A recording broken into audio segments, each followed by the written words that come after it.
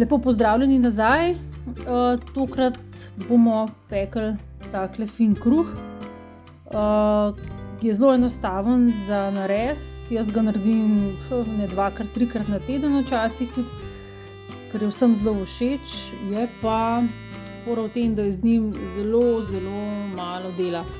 Včasih sem mesla kruh, pa dvakrat vzhajala, pa na toplo dajala, pa v pečico, pa grela na radiatorju, da bi bil čim boljši, pa skorja je bila trda, noter je bil sicer lep in zato se mi nikoli ni dalo peči kruha. Zdaj v tem času, ko smo bili zaprti nekaj časa,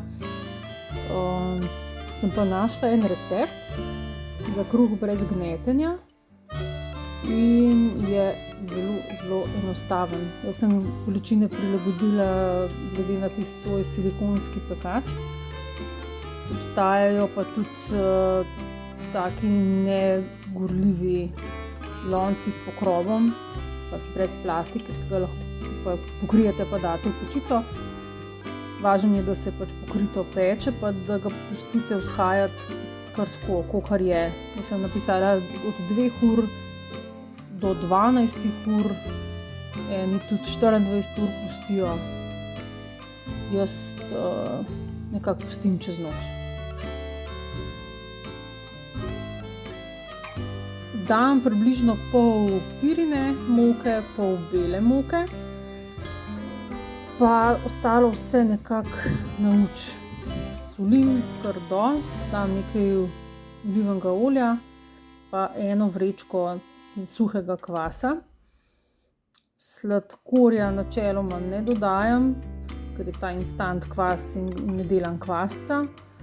Potem pa dodajam toplo vodo, ne samo mlačno, ampak tako toplo, da dobim pocasto zmes.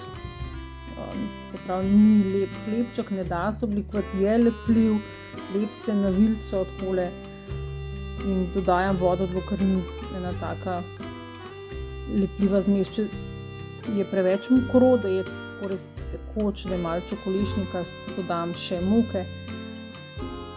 Drugače pa nekaj čez pol kile, približno 550 gramov moke dam, vse sestavine zmešam in pokrito pustim na sobni temperaturi čez noč ali pa dokler ne pridem še naslednji dan iz službe. Je tudi, da preden tole vlecljivo maso predenemo v pekač, da je ta naša posoda, naš pekač vroč.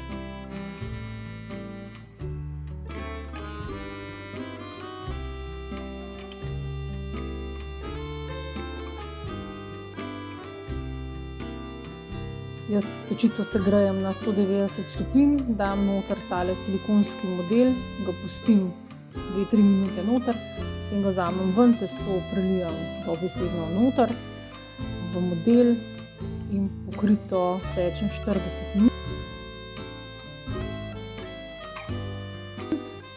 Po 40 minutah dodaten pekač plehnat, ali pa če imate pokrov, vzamem dol. Še 10 minut pečem, da se skorjica naredi.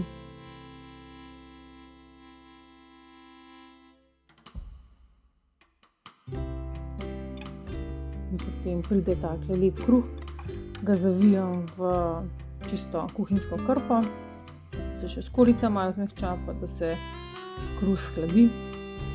In pride tak lep kruh z luknjicami, je malo težji, bolj kompakten, bolj vlažen.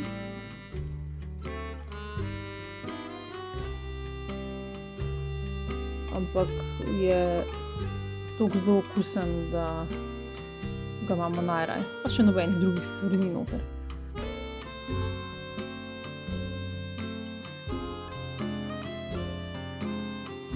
Dela se pa skoraj sam. Upam, da vam je bilo tole všeč, da boste ta kruh večkrat naredili tudi vi, ker res ni problematičen. No, se vidimo v naslednjem. Čau!